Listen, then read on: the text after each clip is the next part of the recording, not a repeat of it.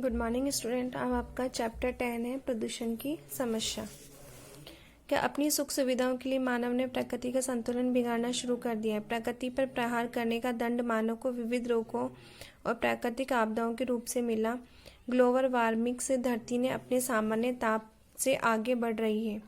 Glacier पिघल रहे हैं, वन घटते जा रहे हैं, वर्षा ने या तो मुख मोड़ लिया अथवा भयानक आपदाओं से नदियों का उफान बन जाती है।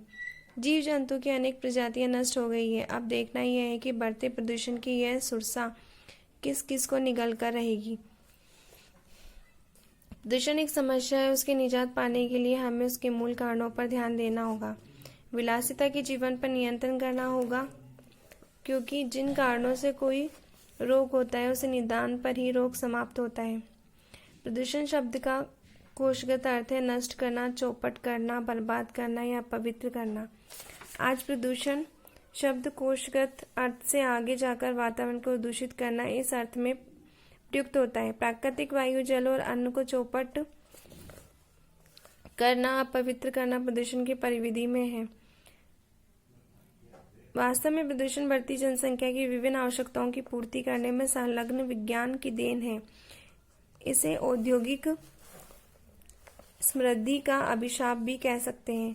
प्रदूषण मानव को मृत्यु के मुंह से धकेलने की अनचाही चेष्टा है।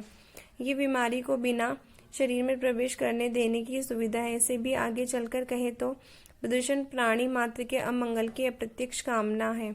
प्रकृति स्वयं ही विविध तत्वों को यौगिक का एक प्रकार का श्रेष्ठतम संतुलन किए हुए होती है। दूसरे शब्दों में हम कह सकते हैं कि प्रकृति प्रत्येक वस्तु की रचना विशुद्ध रूप से करती है।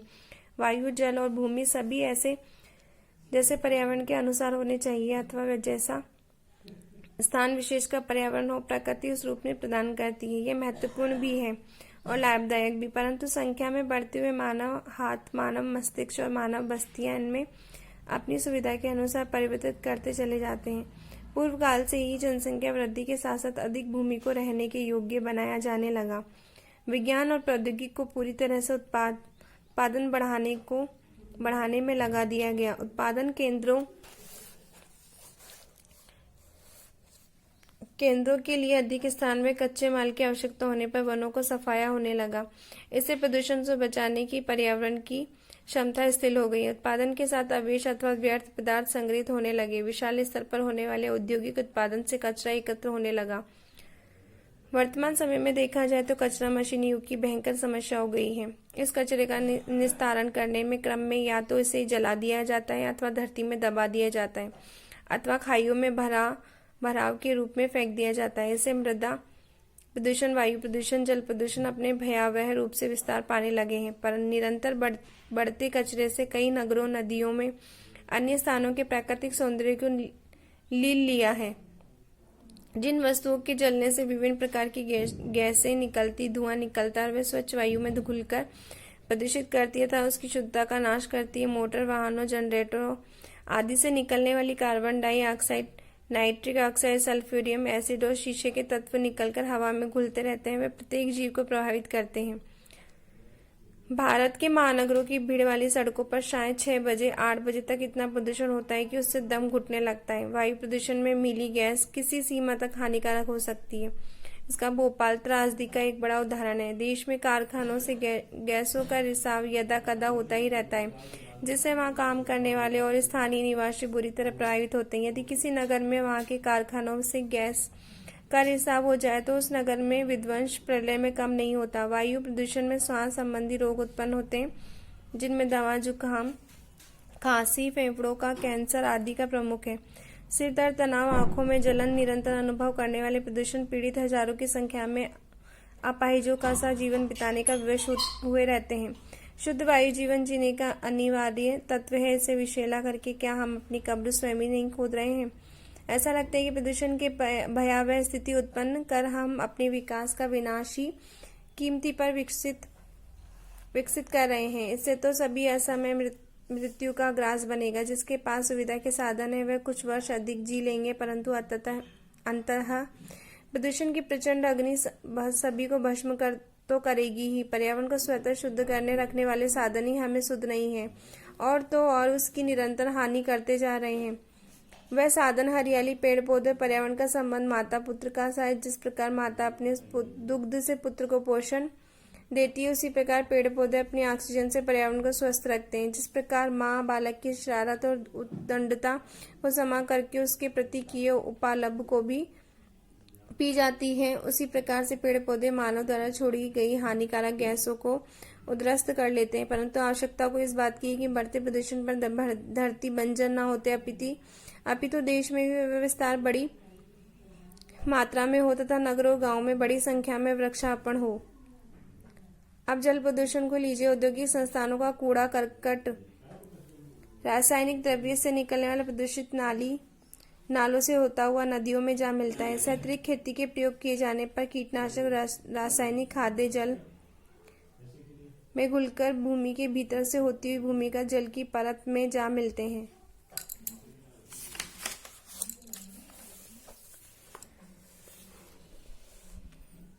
नदी और कुएं, तालाब, हैंडपंप नगरीय व्यवस्थाओं में पेयजल आपूर्ति के साधन है। इस प्रकार विश्व जल स्रोत के मूल रूप में समाकर वहां से होता हुआ हमारी नदियों में प्रवाहित होने लगता है। उससे जनित बीमारियों को भगाने में धन और शारीरिक ऊर्जा वाष्प की तरह उड़ने लगे और रह जाता है। जीवन भर बीमारियां ढोने का क्रम। हालांकि नदी या अन्य स्रोतों पर प्राप्त जल को वैज्ञानिक रीति से शोधित कर पेयजल बनाने का श्रम किया जाता है, परंतु इससे विशाल देने के लिए लोग इस प्रकार से लाभ उठा में सक्षम है। समझा जा सकता है कि प्रदूषित जल के उपयोग में आमाशय संबंधी विकार, खाद्य विषाक्त तथा चर्म रोग उत्पन्न हो जाते हैं। प्रदूषित जल खाद्य फसलें और फलों को सारहीन बना देता है और साथ ही उनमें अवशिष्ट जीवनाशी रसायन मानव शरीर के पहुंचकर खून को विषाक्त कर देता है, जिससे अनेक बीमारियां उत्पन्न हो जाती है। ध्वनि प्रदूषण की बात करें तो हमें